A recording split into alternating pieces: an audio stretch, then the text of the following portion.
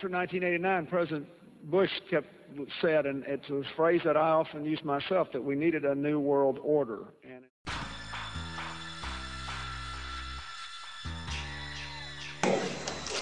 to build.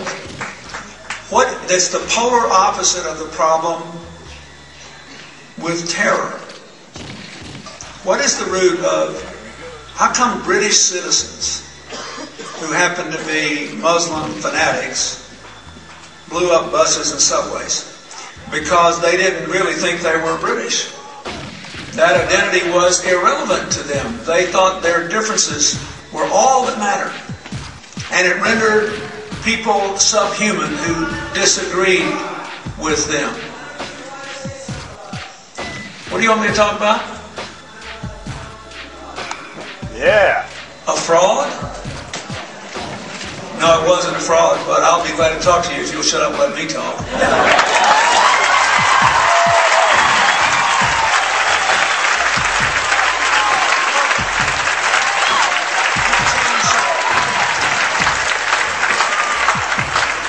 I'll tell you a couple of stories about fraud.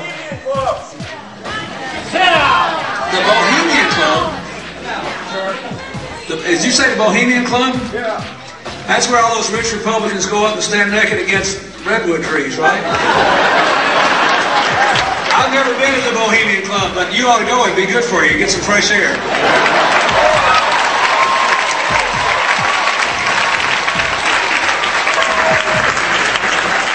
We know you've been to Builderberg. Our country even accommodates somebody saying whatever they want to say. We know you've been to the Builderberg group. And we get it. But think about it. The British were traumatized by those terrorists because they were citizens. And I read all these interviews of other British citizens saying, "Oh God, I don't understand what happened. We lived with them, we worked with them, we went to sporting events with them, we went to dinner on the weekends, we celebrated holidays, our children played together, what happened?" They did not feel that they were part of the community. We know you've been to the Builderberg group meetings. Why don't you talk about 9/11? Can you let him talk? Anyway, these people did not come here to hear you speak. And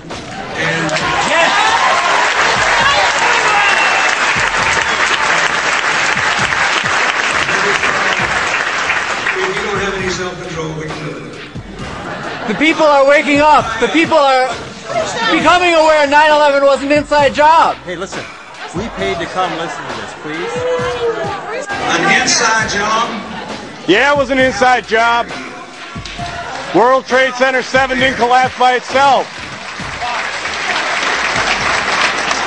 Let me tell you something. One of my wife's strongest supporters is a woman who was burned beyond recognition, who has been through more than a dozen operations to put her life back together. And I know what she went through. And she loves Hillary because she went through it with her every step of the way. It was no inside job. I was with a guy the other day who told me he was a captain in the New York Fire Department, and before 9/11 most of his friends and he were Republicans. But he was appalled that his president and the government denied that he could have gotten sick breathing what they breathed. Remember what they breathed? They breathed benzene, PCBs, asbestos. And he said, your wife was the first person that knew a lot of us were going to get sick and some of us would die because of that. And she started fighting for us, and because of her, some of us who would have died are alive. And those who died...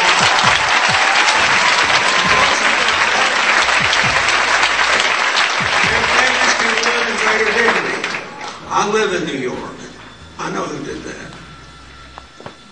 I flew back as quick as I could, and I went down to the Victims Identification Center, and I found myself standing next to an Arab fellow who was a full head taller than me. He was about 6'7", with big old tears running down his face. And I said, "Did you lose anybody?" He said, "No. I'm an Egyptian Muslim American, and I hate what they did worse than you do." And he said, "I'm so afraid my countrymen will never trust me again."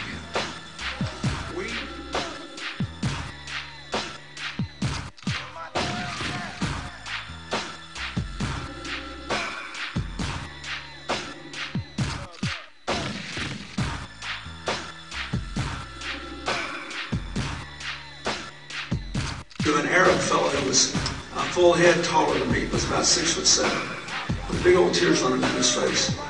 And I said, did you lose anybody? He said, no.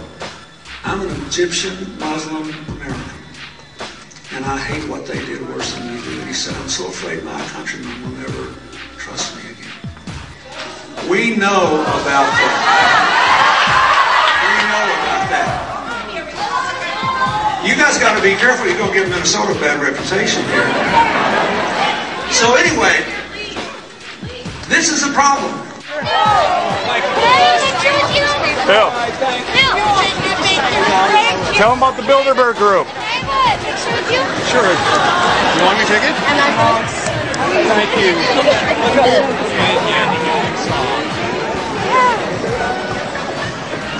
You guys aren't going to be able to get away with your New World Order, sir.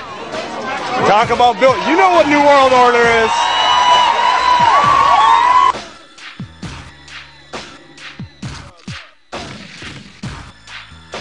In 1989, President Bush said, and it's his phrase that I often use myself, that we needed a new world order. And his phrase that I often use myself, that we needed a new world order. And it needed a new world order.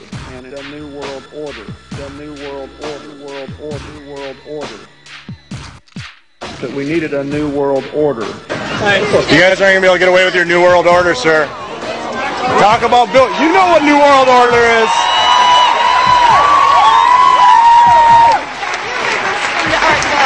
No, I got a free mind. He's the one that's been talking about it. No New World Order! Oh, he's the one that's fucking talking about it. Tell him about the Builderberg group. Yeah, I know your wife was there last year illegally under the Logan Act. It's true. Hey, you guys like America? Keep it that way.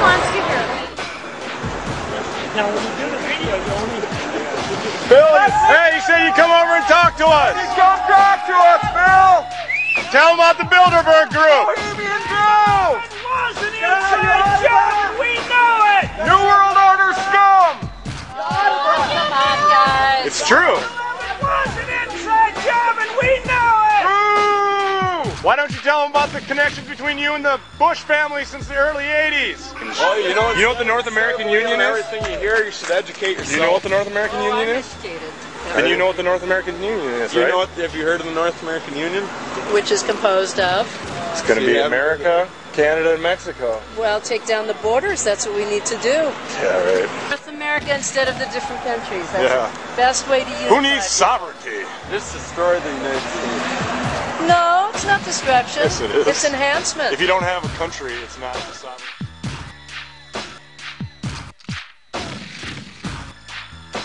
One Clinton campaigning for another. Tonight, President Clinton came to the Twin Cities stumping for his wife. Here's Carol Evans, Scott Goldberg. We have the next First Gentleman of the United States, President Bill Clinton.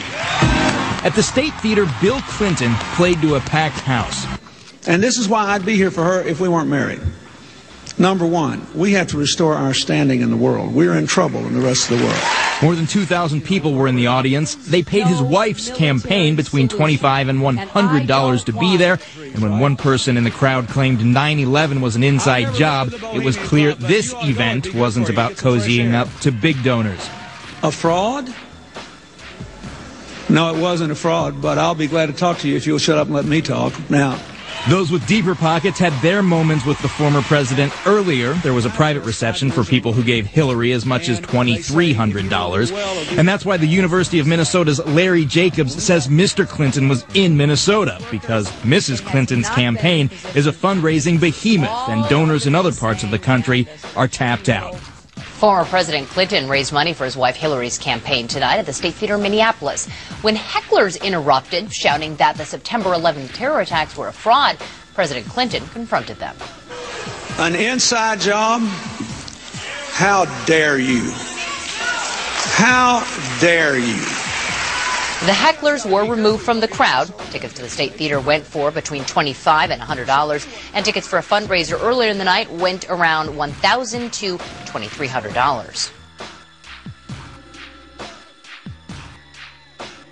I love George Bush.